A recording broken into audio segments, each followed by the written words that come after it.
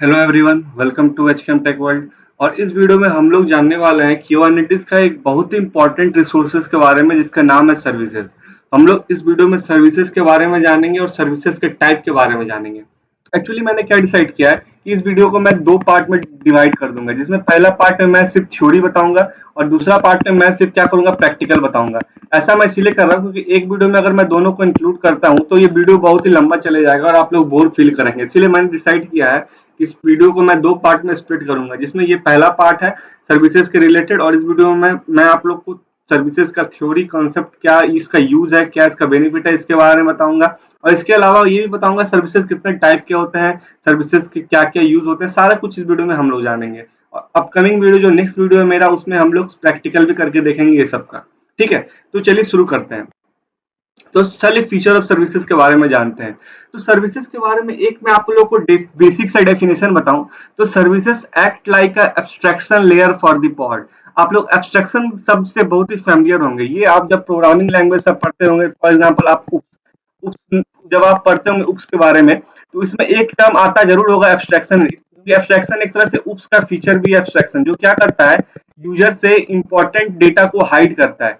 उसी तरह यहाँ पे जो सर्विसेज कर रहा है, सर्विसेज जो है वो क्या कर रहा है, पॉड की तरह एब्स्ट्रैक्शन लेयर का काम कर रहा है। फॉर एग्जांपल यहाँ पे देखिए मल्टीपल पॉड मान लीजिए यहाँ पे रन कर रहे हैं, for example multiple pod run कर रहे हैं। और हम लोग एक बात जानते हैं, हर पॉड का यहाँ पे क्या होता है, यूनिक आईपी होता है। ठीक है, तो यहाँ पे सर्विसेज क्या कर रहा है, फॉर एग्जांपल मैं एक फॉर एग्जांपल में बात करूं, सर्विसेज क्या कर रहा है, यहाँ पे कोई अदर रिसोर्स है क्यूबरनेटिस में।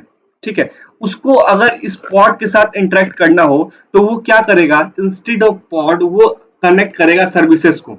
ये पॉड से डायरेक्ट कनेक्ट करने के बजाय ये इंटरेक्ट करेगा सर्विसेज को, क्योंकि सर्विसेज यहाँ पे एक तरह से क्या कर रहा है, एक और इसका फीचर क्या कर रहा है, internal communication between the resource और internal communication between the pod को भी एक तरह से इनेबल कर रहा है। मतलब सर्विसेज हेल्प कर रहा है अदर रिसोर्सेज को पॉड के साथ इंटरेक्ट करने के लिए, या विद इन द क्लस्टर जो पूरा यहाँ पे कम्युनिकेशन हो रहा है उसको सर्विसेज इनेबल कर रहा है। ठीक है, तो यहाँ पे क्या हो रहा है, मान लीजिए कोई रिसोर्स को अगर पॉड के साथ कनेक्ट करना हो, कोई कोई काम हो गया, मान लो कुछ भी फीचर पॉड का यूज करना हो, तो वो क्या करेगा, वो सर्विसेज से कनेक्ट करेगा। ठीक है, और सर्विसेज क्या करेगा, एक तरह से यहाँ पे प्रॉक्सी का काम कर रहा है सर्विसेज।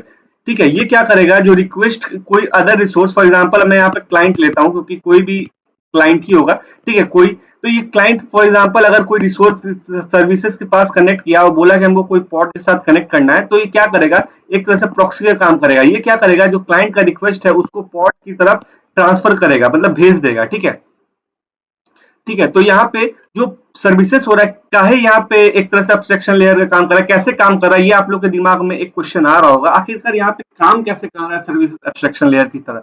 ठीक है, तो यहाँ पे जो सर्विसेज है पॉड के आईपी को एक्सपोज होने से बचा रहा है। मतलब यहाँ पे क्लाइंट को कोई पता नहीं है कि पॉड का आईपी क्या है, और हम पॉड के आईपी को एक्सपोज कर नहीं रहे यहाँ पे, क्योंकि हम यहाँ पे एक आईपी एक्सपोज कर रहे हैं सिर्फ सर्विसेज को। एक तरह से आईपी है जो वर्चुअल आईपी है, इसको हम लोग एक्सपोज कर रहे हैं कि क्लाइंट इस आईपी पे आए, सिर्फ हम लोग पॉड के आईपी को एक्सपोज नहीं कर रहे हैं। इसका एक कारण भी है, क्योंकि हम लोग जानते हैं डेवॉप्स वर्ल्ड में पॉड आते जाते रहता है, मतलब टर्मिनेट हुआ लॉन्च हुआ, टर्मिनेट हुआ लॉन्च हुआ, तो वहां पे एक तरह से तो आईपी अनस्टेबल रहता है हमारा पूरा। तो यहाँ पे जो आईपी अनस्टेबिलिटी है उसको भी रिजॉल्व कर रहा है यहाँ पे सर्विसेज, क्योंकि सर हमको यहाँ पे पॉड के आईपी को नहीं देना पड़ेगा किसी रिसोर्स को, और हम लोग क्या करेंगे, सिंपली जितना भी पॉड को आपको एसोसिएट करना है सर्विसेज के साथ, हम क्या करेंगे, पॉड को एसोसिएट कर देंगे सर्विसेज के साथ। और किसकी हेल्प से, जैसे नॉर्मल हम लोग करते हैं सेलेक्टर और लेबल की हेल्प से हम लोग पहले क्या करते हैं, पॉड सबको सर्विसेज के साथ एसोसिएट कर देते हैं। उसके बाद जब पॉड एसोसिएट हो जाता है सर्विसेज के साथ, उसके बाद हमको पॉड के आईपी को और कहीं देने की जरूरत नहीं पड़ती है। हम लोग उसके बाद पॉड के आईपी को और कहीं देने की जरूरत नहीं पड़ती है, क्योंकि हम लोग सर्विसेज हमारा स्टेबल है।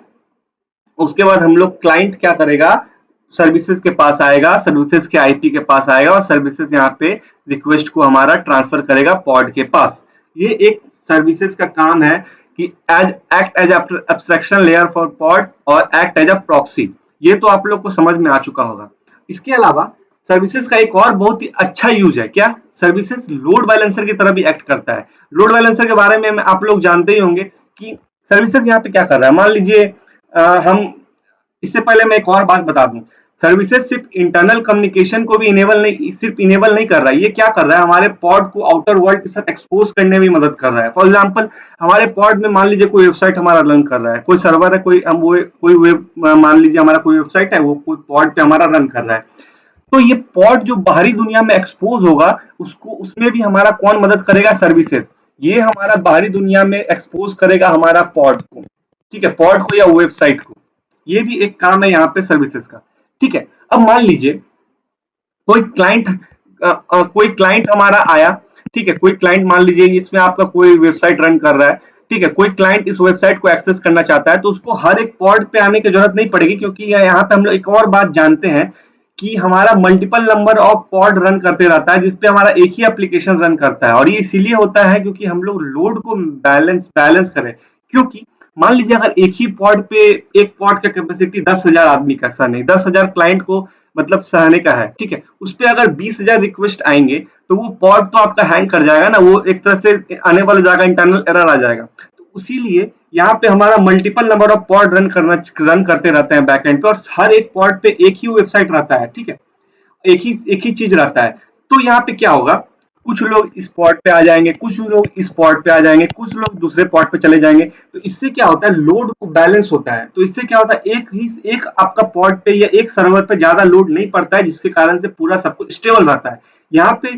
पर ये जो हो रहा है, ये जो रिक्वेस्ट बट रहा है, जैसे मान लीजिए कुछ रिक्वेस्ट पॉड 1 पे आ रहा है, कुछ रिक्वेस्ट पॉड 2 पे आ रहा है, तो ये हो कैसे रहा है, ये भी सर्विसेज मदद करेगा। क्लाइंट के पास सिर्फ एक आईपी रहेगा, ये सर्विसेज का, ठीक है, क्लाइंट इस आईपी पे हिट करेगा, और हिट जब इस आईपी पे करेगा तो सर्विसेज अपना इंटरनल फीचर की मदद से कुछ को इस पे भेजेगा, कुछ को इस पे भेजेगा, कुछ को दूसरे पे भेजेगा। तो इस तरह यहाँ पे क्या हो रहा है, लोड भी बैलेंस हो रहा है। तो लोड बैलेंस हो रहा है तो एक सर्वर पर ज्यादा लोड नहीं पड़ रहा है, तो ये भी सर्विसेज का एक बहुत ही अच्छा फीचर है। तो हम लोग क्या जाने सर्विसेज के बारे में, एक तो पहले ये एब्स्ट्रैक्शन लेयर की तरह काम कर रहा है, और इंटरनल कम्युनिकेशन को इनेबल कर रहा है, एक रिसोर्स को दूसरे रिसोर्स के साथ, एक पॉड को दूसरे पॉड के साथ, ये जो कम्युनिकेशन हो रहा है विदाउट एक्सपोजिंग द आईपी, तो ये हमारा सर्विसेज इनेबल कर रहा है। दूसरा हो गया हमारा लोड बैलेंसर की तरह, सर्विसेज लोड बैलेंसर की तरह भी काम कर रहा है, सर्विसेज यहाँ प्रॉक्सी की तरह भी काम कर रहा है।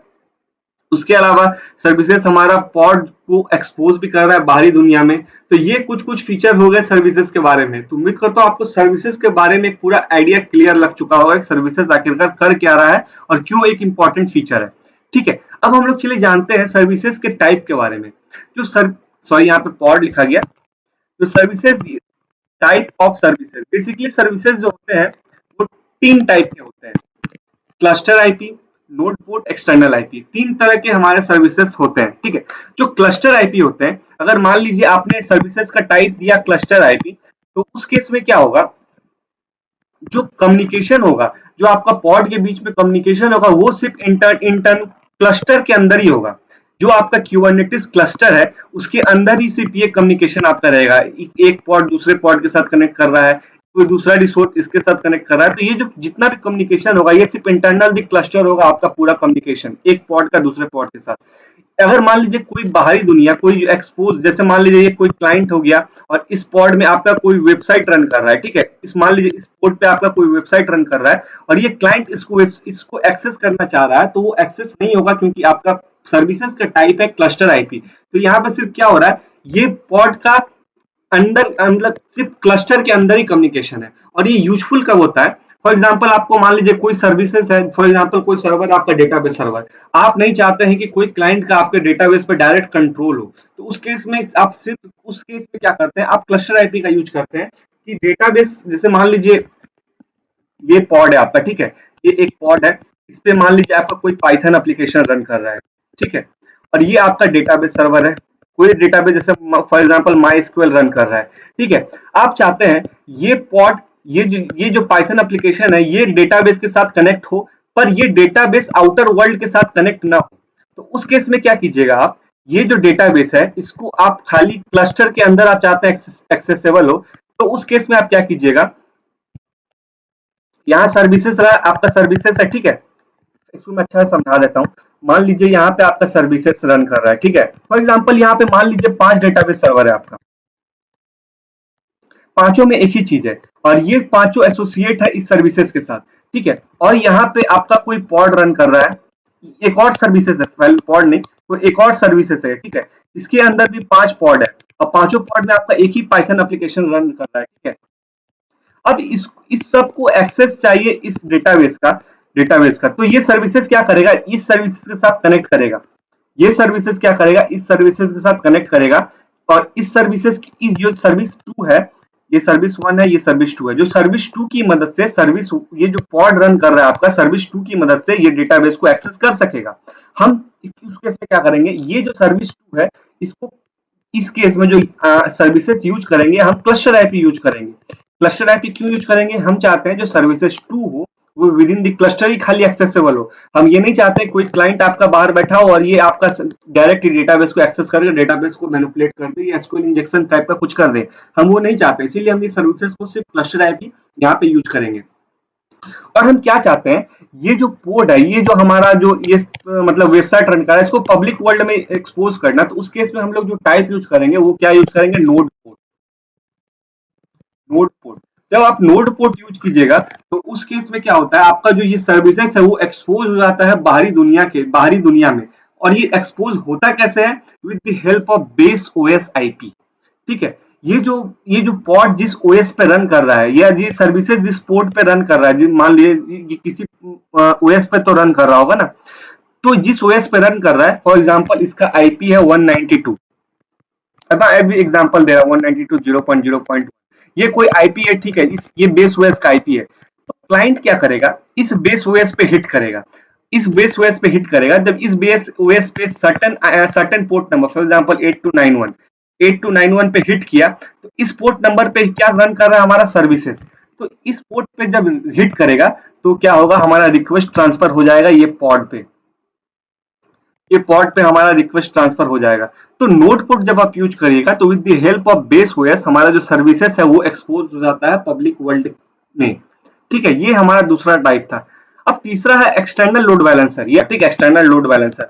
अब इस केस में क्या हो रहा है, यहाँ पे लोड बैलेंसर आपका with in the cluster available नहीं है। यहाँ जो लोड बैलेंसर यूज होगा वो outside of the cluster use होगा, कोई एक्स्ट्रा लोड बैलेंसर जो कि क्लस्टर में अवेलेबल नहीं है। जैसे कि क्लस्टर आईपी के केस में तो क्लस्टर में ही लोड बैलेंस, मतलब सिर्फ क्लस्टर, मतलब क्लस्टर के विद इन ही एक्सेस था। नोड पोर्ट में भी जो आप लोड बैलेंसर यूज कर रहे हैं, यहाँ पे जो लोड बैलेंसर यूज हो रहा है within the cluster use हो रहा है, क्योंकि आपका base OS within the cluster ही आता है इसका आईपी। पर यहाँ पे एक्सटर्नल आईपी के एक्सटर्नल लोड बैलेंसर के केस में यहाँ जो लोड बैलेंसर यूज होगा वो within the cluster available नहीं होगा, वो बाहरी दुनिया का कोई क्लस्टर होगा। फॉर एग्जाम्पल मैं लेता हूँ ईएलबी, ठीक है, इलास्टिक लोड बैलेंसर एडब्ल्यूएस में एक सर्विस है, वहां पे आप यूज कर सकते हैं इस एक्सटर्नल लोड बैलेंसर को, ईएलबी का यूज कर सकते हैं, वो हमारा सर्विसेज की तरह वहां पे काम करेगा, ठीक है। तो ये था एक्सटर्नल आईपी, एक्सटर्नल आईपी, और बार बार बोल दे रहा हूँ, एक्सटर्नल लोड बैलेंसर है एलबी। तो यही था तीनों टाइप सर्विसेज का। उम्मीद करता हूँ आपको सर्विसेज समझ में आ चुका होगा, आपको सर्विसेज के टाइप समझ में आ चुके होंगे, सर्विसेज के यूज समझ में आ चुके होंगे। अगर कोई डाउट हो इस सब में, कोई भी प्रैक्टिकल में अगर कोई डाउट हो तो आप कमेंट सेक्शन में पूछ सकते हैं, या आप मेरे इंस्टाग्राम में भी आप चैट में मैसेज कर सकते हैं, वहां भी मैं रिप्लाई देता हूँ। आप मेरे डिस्क्रिप्शन में देख लीजिएगा, इंस्टाग्राम का एक लिंक भी मैं डाल दूंगा, ठीक है। और नेक्स्ट वीडियो में मैं प्रैक्टिकल बताऊंगा इस सबका, जहां मैं तीनों का यूज करूंगा। मैं नेक्स्ट वीडियो में जो यूज करूंगा टाइप सर्विसेज का, वो क्लस्टर आईपी और नोड पोर्ट यूज करूंगा। मैं अभी एक्सटर्नल लोड बैलेंसर यूज नहीं करूंगा, क्योंकि अभी आपको एडब्ल्यूएस क्लाउड या कोई भी एक्सटर्नल चीज के बारे में पता नहीं है। जब मैं वो पढ़ाऊंगा ईएलबी, तब मैं यूज करूंगा एक्सटर्नल लोड बैलेंसर भी आपको उस केस में, ठीक है। अभी मैं क्लस्टर आईपी और नोड पोर्ट का यूज करूंगा नेक्स्ट वीडियो में। तो आप नेक्स्ट चैनल को सब्सक्राइब कर लें और जितना से जितना हो सके शेयर करें। तो फिलहाल वीडियो के लिए इतना ही।